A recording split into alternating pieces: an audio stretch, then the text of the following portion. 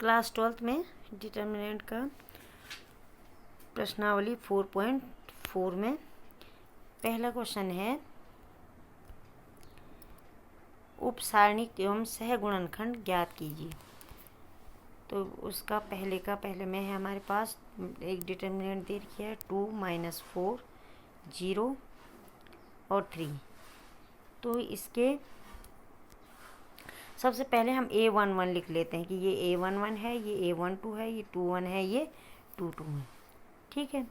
अब हम जब ये पता तो A11 का जो उपसारणिक जो मैंने कहा था माइनर बताया था मैंने, तो वो क्या हो जाएगा, ये और ये क्या हो जाएगा 3। ठीक है। M11 कितना आ गया 3। फिर A12 का A12 ये और ये कितना हो जाएगा 0। फिर A21 तो A21 क्या हो जाएगा ऐसे -4। फिर A22 के लिए क्या हो जाएगा ये 2। ठीक है। ये तो हो गया उपसारणिक या माइनर। अब इसके कोफैक्टर सहखंड, तो सहखंड क्या बताया था मैंने कि A11 क्या हो जाएगा -1 की पावर 1 + 1 इंटू M11। तो M11 कितना आया -1 की पावर 1 + 1 मतलब 2 हुआ, प्लस में आंसर आएगा तो क्या आ जाएगा 3। ये M11 कितना था 3। A12 क्या हो जाएगा 1 + 2 कितना हुआ 3, मतलब -1 की पावर 3 क्या आएगा माइनस में आंसर आएगा। और ये क्या आ जाएगा आंसर इंटू 0, 0 का कितना आ जाएगा 0। फिर A21 में भी 2 + 1 कितना आएगा माइनस में आएगा, और M21 कितना है माइनस पहले से था तो आंसर क्या आ जाएगा +4। फिर A22 है -1 की पावर 2 + 2 M22 तो 2 और आंसर क्या आ गया 2। तो हमारे ये क्या निकालने थे, इसके हमें माइनर और कोफैक्टर याद करने थे। फिर इसका दूसरा सवाल है कि 1 0 उपसारणिक तथा सहखंड ही इसके हमने ज्ञात करने हैं। तो ये 3 × 3 की मैट्रिक्स है, तो एक ये भी कर लेते हैं एक इसका। तो 1 0 4 3 5 -1 0 और 1 और 2। तो सबसे पहले M11 ज्ञात कर लेते हैं। तो M11 क्या हो जाएगा, ये मैंने बताया था कि M11 क्या होगा, पहले ये 1 के लिए ये 2 को हम अलग कर लेंगे तो क्या बचा 5 - 1 1 और 2। तो ये सॉल्व ऐसे करेंगे, ये 5 2 = 10 और 1 इंटू -1 कितना हो गया +1। बीच में क्योंकि माइनस होता है तो माइनस माइनस क्या हो गया +1, तो आंसर क्या आ गया 11। ठीक है। फिर A12 12 का मतलब रो तो पहली है लेकिन कॉलम कौन सा हो गया दूसरा। तो क्या बचा 3 और 0 -1 और 2। इसको भी सॉल्व करेंगे तो 3 2 जा क्या होता है 6 और बीच में माइनस और 0 इंटू -1 0 हो गया तो आंसर क्या आ गया 6। फिर है A13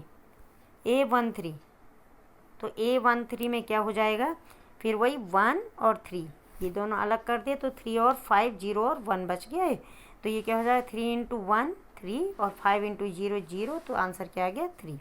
अब करना है A21। अब A21 मतलब अब रो हम सेकंड में आ गए और कॉलम फर्स्ट। ठीक है। तो क्या बचा 0 4 और 1 और 2 ये वाला ये और ये। ठीक है। तो इनको सॉल्व करेंगे तो 2 × 0 सॉल्व हमेशा ऐसे में करेंगे 2 × 0 या 0 × 2 जो भी हुआ, फिर -1 × 4 माइनस में आंसर आ गया 4।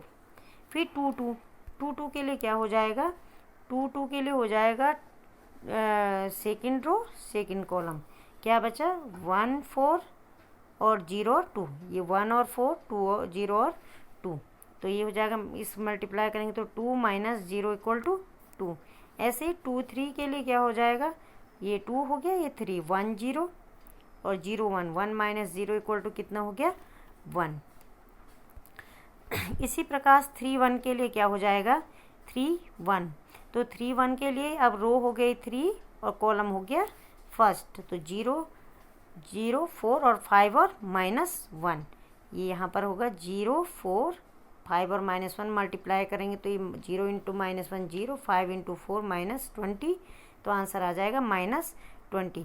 फिर ऐसे ही 3 2 के लिए क्या हो जाएगा 3 और 2 1 4 3 और -1, तो क्या हो जाएगा 1 4 3 minus 1 1 into minus 1 minus 1 3 into 4 minus 12, तो आंसर क्या हो गया 13।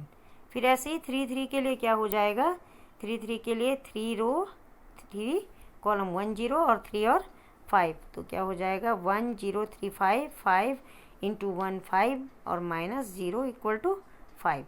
अब ये तो हमने माइनर निकाले। अब हमें चाहिए इसके सहखंड या कोफैक्टर।